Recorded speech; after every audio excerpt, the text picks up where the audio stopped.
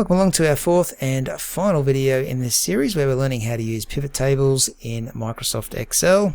We are looking at the number of road fatalities in Australia here between 1989 and 2021. Okay, so this is our raw data, all 53,000 records of it. And what we are doing is working through this sheet over here. So we're up to pivot table number 4. Let's get straight into it. Number 1 says we need to create a pivot table that counts the number of fatalities per month. That can be done. So inside the table here, just click somewhere with your mouse, go up to Insert, and select Pivot Table. Don't worry about anything on here, just click on OK straight away, and it's going to create a new tab at the bottom of the page, which will allow you to create your pivot table. So we are looking for the number of fatalities per month. Okay, so look over here, you've got the month option, so click on the month. Just on the left there, and we're going to leave that in our rows. I think that looks nice and neat. And we are counting the number of deaths again. So we're going to have to use that road user option again here. So I'm just going to check that box and move it from the rows across to the values. So it should say the count of the road users. Okay, and this will tell us here month by month how many people died on Australian roads.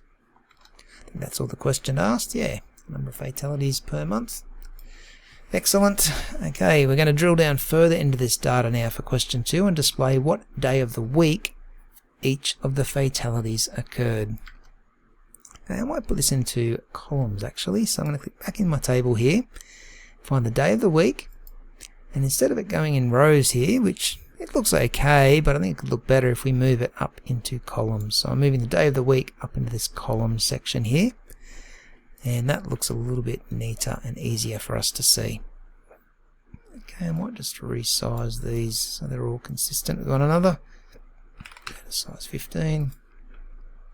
Okay, that looks pretty good. So we've got the months down the left hand side, days of the week running across the top there.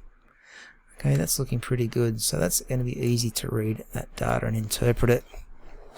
Now for number 3 we need to use colour scales. We've already talked about these, a type of conditional formatting to colour the fatalities for the days of the week. Again, the higher the number of fatalities, we're going to have the redder shading. Fewer fatalities are going to have greener shading, and yellow will be the colour for everything in between. So let's highlight all the numbers in white there, apart from the grand total. We don't want to do the total column. Okay, that will skew our colour scale here, so let's just get from Monday to Sunday. Go up to conditional formatting, choose colour scales, and remember to choose the second option. Okay, so again, it's quite easy to see just by looking at the colours now that have appeared in our pivot table here where the problems lie.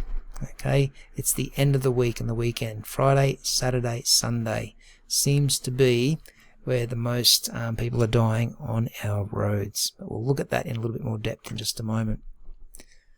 Okay, the colour scales are definitely very handy. Okay, looking at the colour scaling, what trends can be seen in this data? Ah, perfect. That's what we were just talking about. So let's write in a trend down below here and just say Friday, Saturday and Sunday. So weekend pretty much. Seem to be the problem days on Australian roads where the most fatalities occur. Monday to Thursday during the working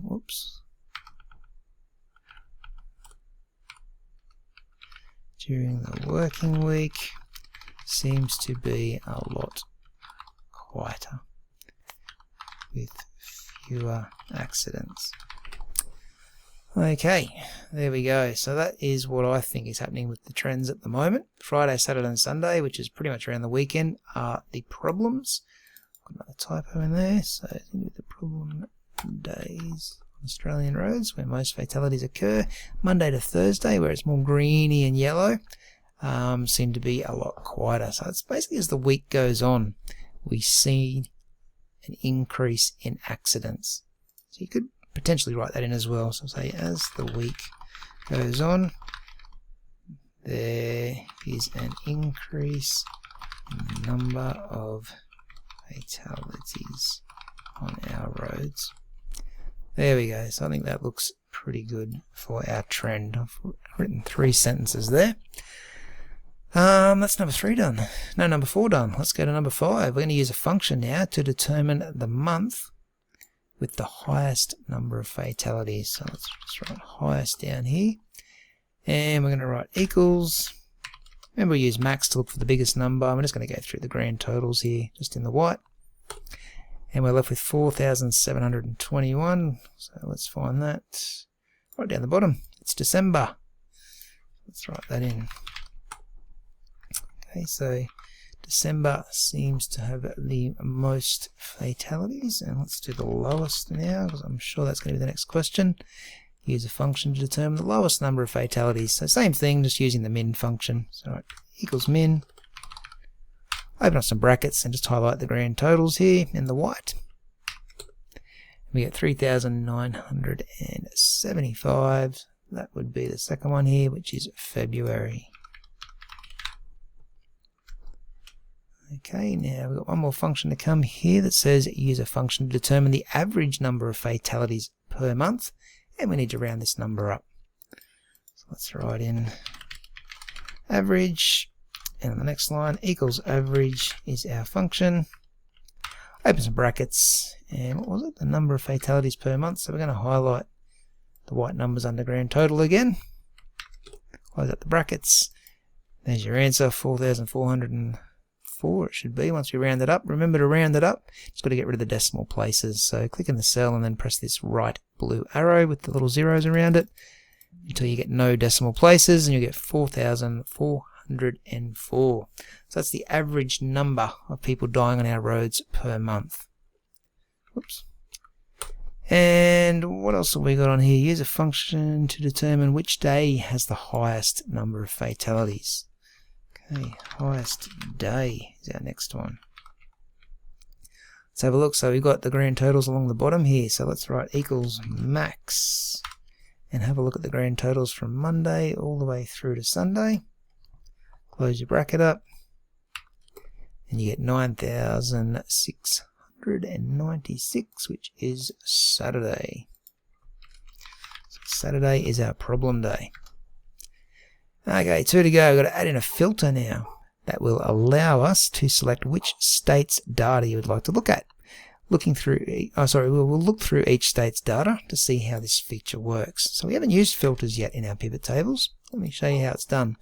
Over here we've got a filters option. Okay, and remember we're just looking at the state. So you can pick up the state, drag it down to the filters. Okay, and what we can do now, I think if we scroll up a little bit, you've got this option at the top for states. At the moment it's showing the data for all states, but we can choose that drop down box and choose something like New South Wales and click OK. And it just shows the data for New South Wales. Okay, if you want to change it to Victoria, you can do that. If you want to look at 2 states combined, okay, you just select multiple items. So you might look at Victoria and Tassie together. Okay, but what we want to do here, I'll just tick that one off, is for number 10, we just want to look at the data for Queensland. And we're going to put a side-by-side column chart in so we can look at that data a little bit more closely. So let's deselect everything and select Queensland only and click OK. So here's our Queensland data now. And what do we want to do? We want to create a side-by-side column chart that displays the data from this table. So I guess we're going to highlight all the months and all the numbers. I don't want the grand total though. I wonder if we can skip that. Oh yeah, there we go. So I've gone through all the days and all the months. Let's go up to Insert and we'll see if we can put a column chart in. There we go. I know that looks a little bit confusing because there is quite a bit going on in that. But that is a little side-by-side column chart that shows basically every day of the week and all the months throughout the year. I might just hide that one. I'll hide the month at the bottom. Days of the week we'll leave there. I like the color coding there so you can see the days of the week a little bit easier. So you can see straight away the green stands out to me, which is Saturdays. Okay, almost every month of the year, Saturday seems to be the problem day. Just February there has Friday and Sunday trumping it. Okay, if you wanted to, you could change the state up there to different states, but we're just going to stick with Queensland like the question asked. Was there anything meant to look at? No, I just wanted to create that side-by-side chart. Okay, I'm sure you could have a close look at it and try and weed through some of that data and see if you come up with some trends of your own. Okay, you could also change the design of it if you wanted to. But I think I'm just going to leave it as is. It's fairly simple for a fairly jam-packed table. Alright, so that is us done.